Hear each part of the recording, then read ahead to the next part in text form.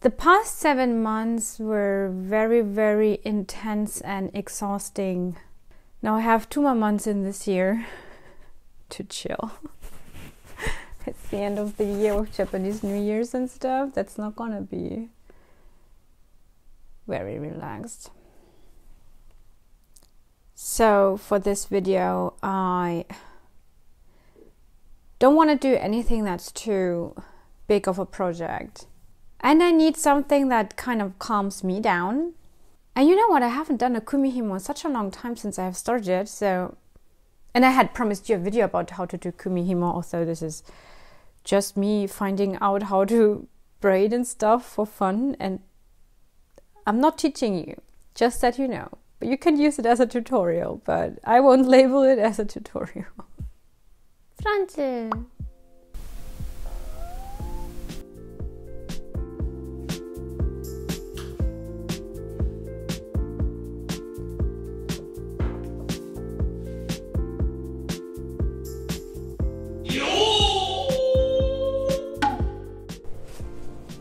ちょっと撮影してるから静かにしてて。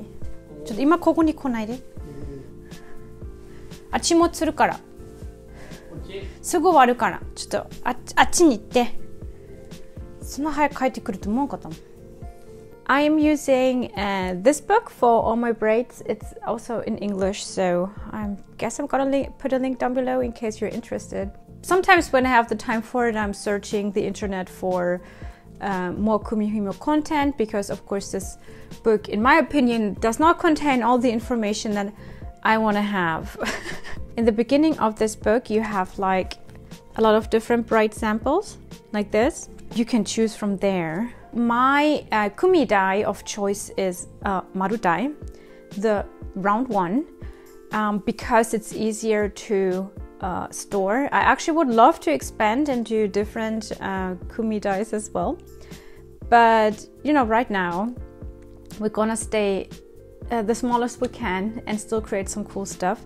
And the funny thing about it is maru means round, and for every Japanese speaker this is very, very misleading, because a lot of Japanese think that on a maru dye you can only make round obijime. Marukumi or maru-uchi is another name for those in Japanese, which is not true. Maru dye is just referring to the shape of the kumi dye itself. It's not referring to the braid you can make on it. For now, I still have only tried very, very easy round braids, marukumi, and this time I would challenge myself to something flat. And because I'm gonna do it for the very first time again, it might be a huge disaster. It might turn out too short. Who knows? I actually like this one, and I like this one very much. I like this one very much. I like this one very much. These are all flat ones. These are like my favorites, kinda. There's one more on the front here. This one, I found this really cute. This. I was thinking about this one because when I remember correctly, let's check it out. These here, they need a lot of weights. So wait, Sasanami needs 24, and I think this one down here only needs 16. I'm really, really interested how the other braids work, but let's first practice with 16. Now I will have to get some thread, because I don't have a lot of thread left over that is in 16.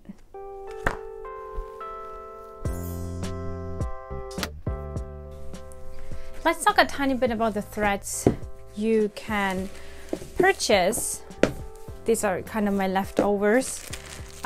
You can purchase them in 14 tama, 8 tama, where is here? 16 tama. And you can also get gold thread and stuff like that.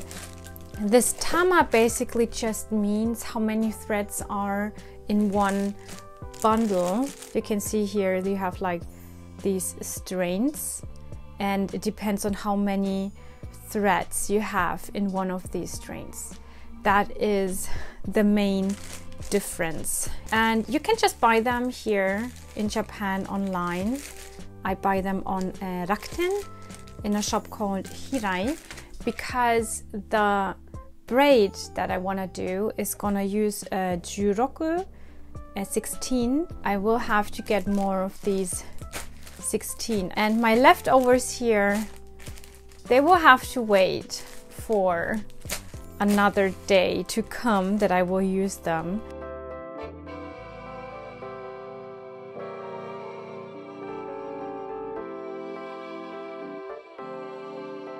So everything's ordered, so we just have to wait until it's here and then we can start braiding. And the threads are here. Let's just ignore the fact that I had to wait a few days longer because this was not really the right shade that I wanted and I had to reorder it. It's finally time to set the threads onto the kumi dye. And I know I already said the word kumi dye a few times in this video. Let me explain. Kumi dye is referring to all the different tables you can use for braiding kumihimo, braided ties. And I already mentioned that my kumi dye of choice is a maru dye, but there is also kaku dye, there is ayatake dye and taka dye. Those four are probably the most famous, I think. I'm pretty sure there might be more out of them. Of course, just having the dye and the thread will not be enough to make this braid. You will need a few more items to actually get started on braiding. You will need first of all something that is called kumidama, and those are weights that look like spools. You roll the thread on so you can work with it. I do have various different sizes. This one is my smallest one I own, and this is the biggest ones I own. The biggest ones, I've never used them. I also have only 2 of them. I will try to get 2 more of these so I can do some bigger braids. I think that will be really, really fun, but that's another day. And I do have some sizes in between, of course, and they get slightly bigger.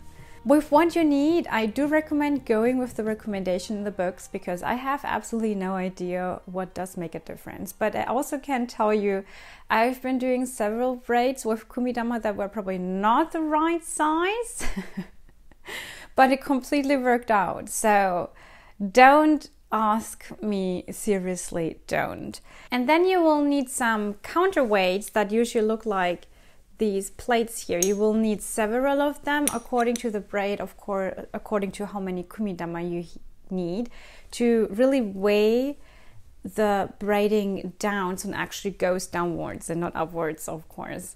And you put them into a tiny bag. I made this one myself because when this all came to me, it was quite gross, so I made quickly a tiny cute bag by myself and close it up like so. Then you will need some cotton thread. You will see in a few moments why. Of course, I do recommend scissors. And lastly, you will need a chopstick. It makes all sense in a few moments. Let's get started. When you have these naked kumidama, you want to thread them so they're gonna look like so. They can actually hang later on. For this you will need some cotton thread that's a tiny bit on the thicker side. This one is actually double, so I cut the same length twice, and I'm going to fold this here in half, and then I'm gonna make a knot like so. I'm gonna go through the end where the loop is, I'm gonna take my kumidama and I'm gonna start to place the thread here into the center of my kumidama.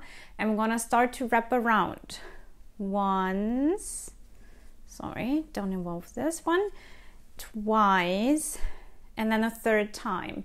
And then you're gonna pull this here through the loop, like so. Perfect. Next is pulling the threads out of the cases. And you cannot tell me that this really shiny, nice silk thread doesn't make you so excited. I'm a fiber freak. I'm just really, really happy when I have thread around. Woo! Oh. Seriously, I'm so happy with my choice of color. With this amount of thread, I will be able to actually make 3 different braids, with one having purple as the main color, one having this green yellow as the main color, and one having this berry red as a main color. And I seriously, up to this moment, I haven't really chosen which one I want to start with. I don't even know if I can finish off all of these braids until the video has to go up. I don't even know if I can make 2, because I don't know how long the first braid will take me. So should I start with my favorite, my least favorite, or my second favorite? To prepare the threads to go onto the kumi dye, you will have to start with separating the 16 tama you have hopefully received in your package. And you can see all of these 16, they're again divided in 4 strands each. So each strain contains again 4 strands or 4 sections. If you wanted to do kumihimo super professionally, you should look into how to dye threads as well, but also how to measure them and to prepare them like so. You know that I am not in a school or taking any classes for it, so I'm really, really happy that a professional kumihimo-shi, that's what you call people who braid kumihimo as a job, is preparing them like so. I have separated 12 sections of my main color and then 2 sections each of my sub color, however you want to call it. And I lay them out like so in front of me, and then I've put them all together in this one bundle. This is one of the most tedious parts. I really, really hate doing that. And then once you have this one big strand for your kumihimo, it is time to tie them all together with some cotton thread.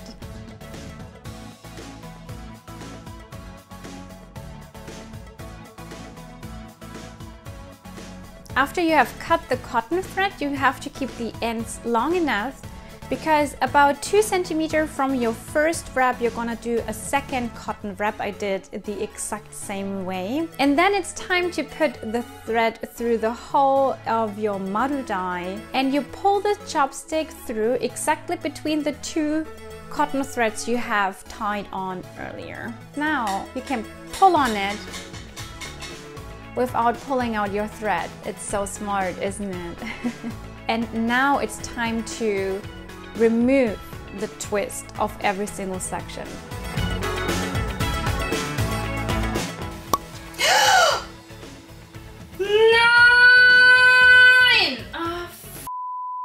I pulled out a whole strand and had to do a tiny repair here.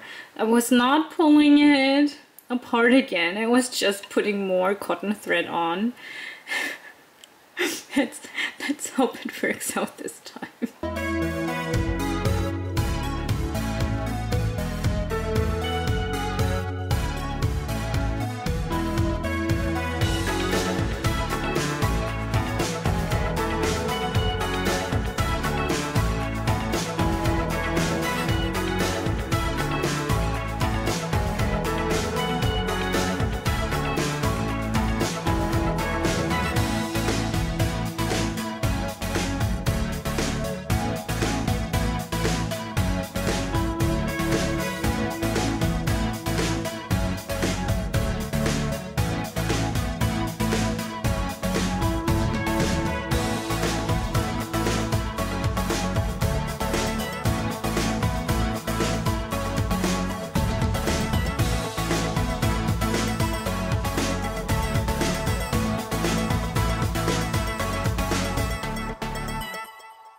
Since the braid is completely new to me, I will have to first figure out how to braid it.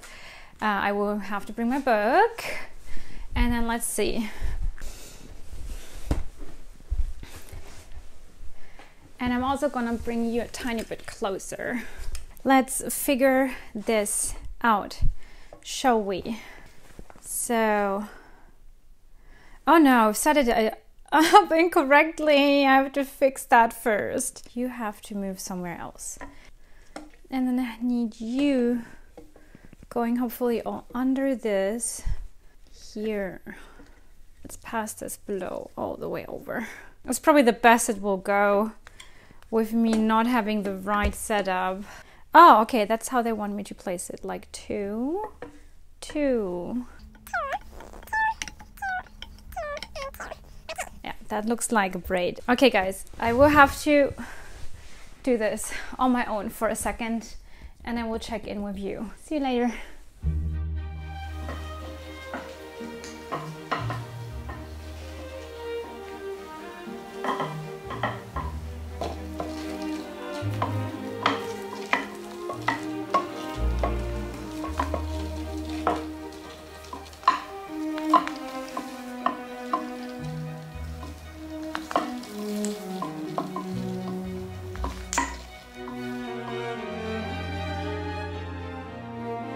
It's day 2 in this braid.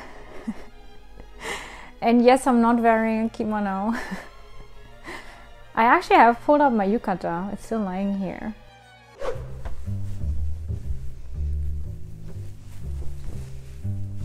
Psst. Hey! Bitty. Braid on me. I know you want to get started and braid on me. Braid on me right now. Yes! Yes! I ended up braiding quite a bit in my PJs. And then was like, oh, I'm so excited, I have to talk to you guys, I have to talk to you guys. Because I actually thought I finally had the hang of it, and then I was filming this tiny piece you've just seen, and I messed up my braid again. As soon as I turn on the camera, I swear, this happens. Irgendwie entstehen hier gerade ganz viele verschiedene Sachen. Hä? Something is wrong here. Hä? Was ist das gemacht? Irgendwas ist falsch. Huh? And here's something wrong. I'm always learning something new when I start a braid. And this time what I definitely have learned is, up until now, the most tama I have used were 8 at once. And this is 16. Which means it's double of what I'm used to. Double of complicated, double time until I get used to it. Just everything is doubled. The practice threads they sell in the online store, the polyester ones that are just half of the price of these silk ones, do make a lot of sense. Next time when I start a more complicated braid, I will definitely first start with practice thread. Anyway, okay, my kumidama here, they have gotten quite short already, or the thread. So I'm letting it out, and it's actually super easy to let it out because you just have to pull on one side, loosen it up a tiny bit, and let it down. When I was still a complete beginner and I didn't notice that I can actually do this, I opened them up every single time I had to let them out. I have come a far way, my people. I have come a far way. Anyway, let's do some more braiding.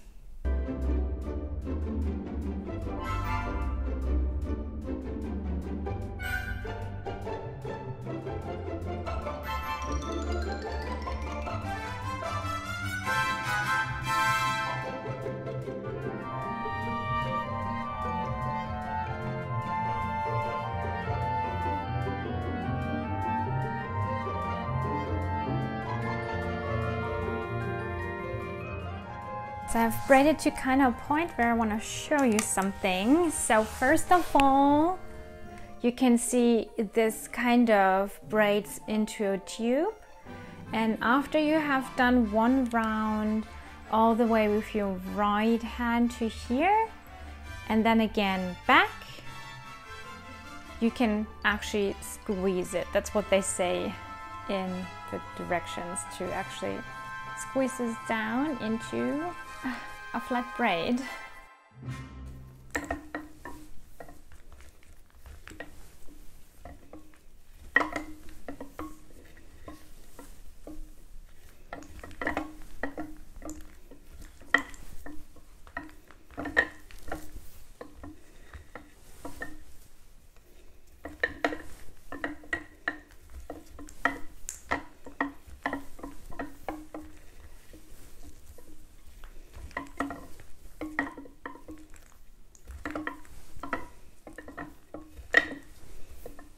You can see I already have a new setup with the very yellow-green as my main color and the purple and the red as the pattern colors. I have to be honest, I somehow like this as a Kumihimo braid way more. Now let's first do the part of the video that some of you might be here for, which is how to actually braid this, because I really want to show you how to braid this. And I also want to do some troubleshooting with you so you don't have to do the same mistakes as I did. You want to start with your setup looking like this. Also with the troubleshooting that we're going to do later, you will see how important it actually is to have this setup. You have 8 different pairs in 8 sections of the maru die. And you could see in the beginning, on the first day when I started this braid, I actually was marking out the 8 sections with masking tape or washi tape to give me a better idea what's going on, because I was so confused with all the red, to be honest. Let's get started. So you want to start with your right hand here on top, which means away from you, the other side from where you sit, and my left hand is on the side where I sit. And I'm gonna take this thread here, this section, I'm gonna bring it up and pull to tighten. Just when you probably bring it up and let it meet here, this is actually gonna tighten it well enough. And you rotate clockwise. And you're gonna put it to the next pair, like so. I'm gonna let go for a second so you can see. So I have 3 sections here now. And you're gonna take the center piece of each, and you bring this up again, and we're rotating again clockwise, bring it to the next section.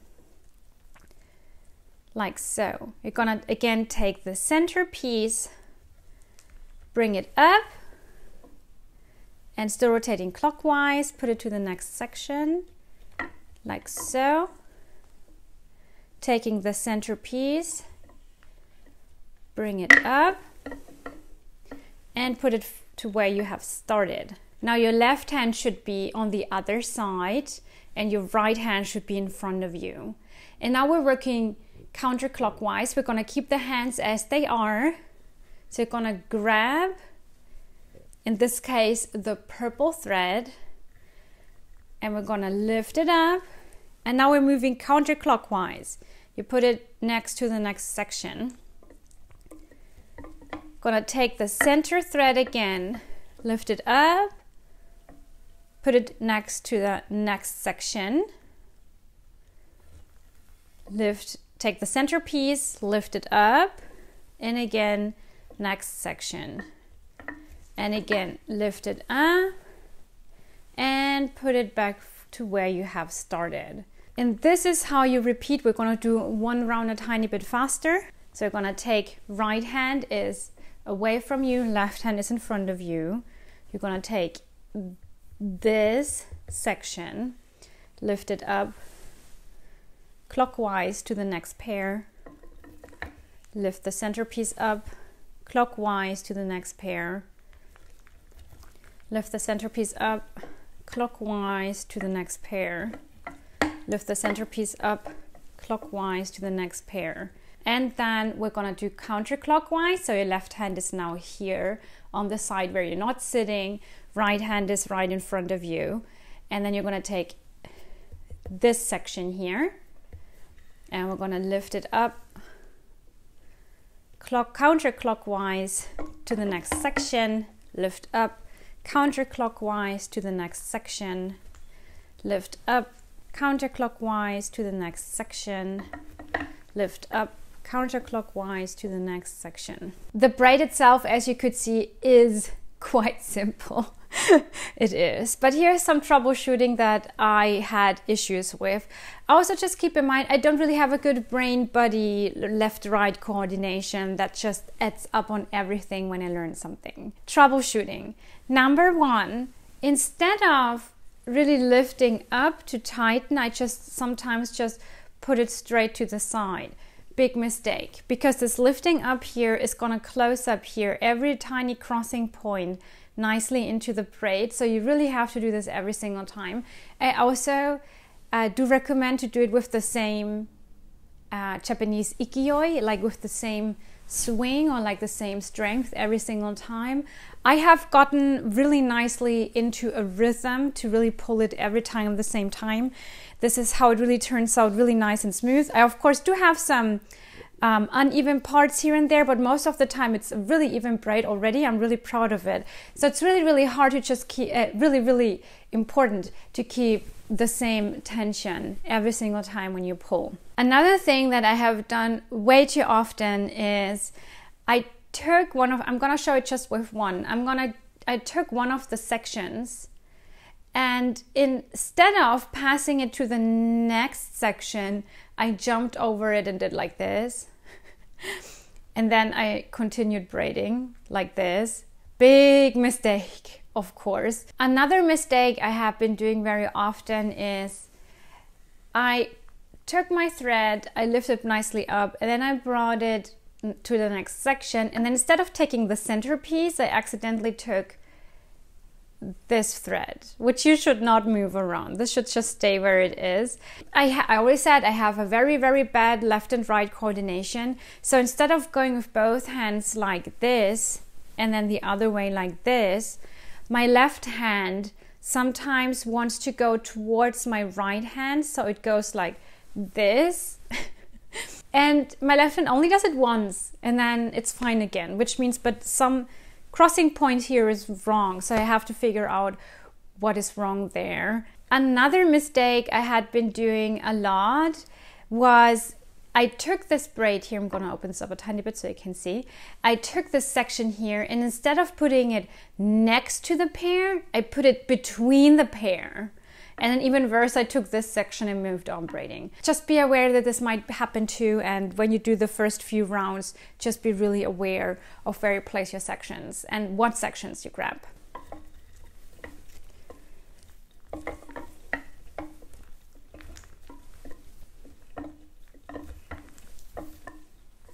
Oh, and I have one last tip. When you want to take a break, keep the chopstick close to you. What I do when I go to bed, I usually pull the chopstick here in between the braid so it keeps both weights in place, and in case whatever might happen, even an earthquake, I will always be able to put this back in shape just because I had my stopper here.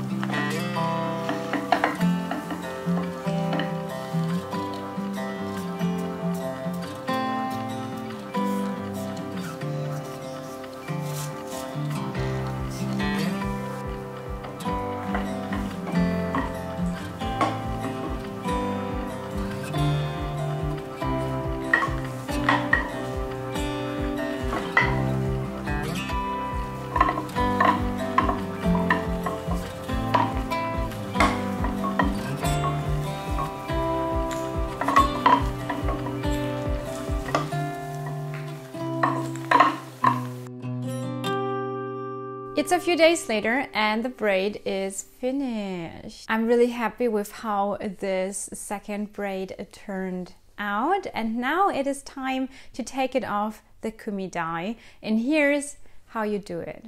First, you're gonna secure the braid with your chopstick. Then you're gonna take off the counterweight too. I'm gonna take some cotton thread. This right now is actually 4 times of a thread, so I have doubled a double thread, and I'm gonna pull a loop around the braid, and I'm gonna pull one of the ends through the loop, and I'm gonna lift this up. You can see I pulled down the braid a tiny bit so I can lift this up and tight. I want to tighten this here right under the chopstick like so, and then I'm gonna tie a bow. This is how I do it. And then you can take off all the kumitama weights.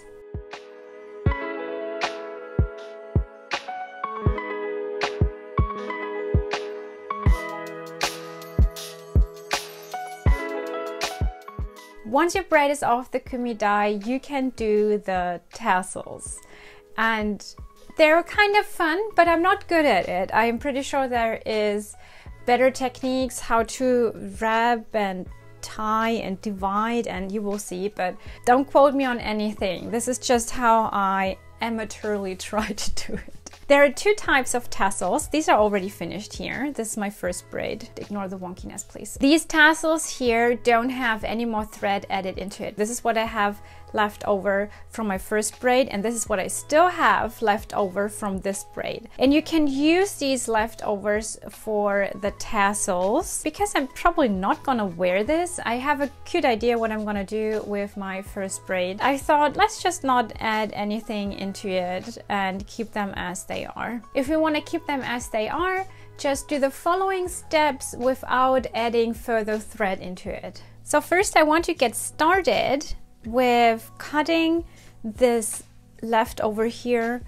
off. I'm gonna use some cotton thread again to first bundle it up, and then I want to cut the ends here into about a 5 centimeter length.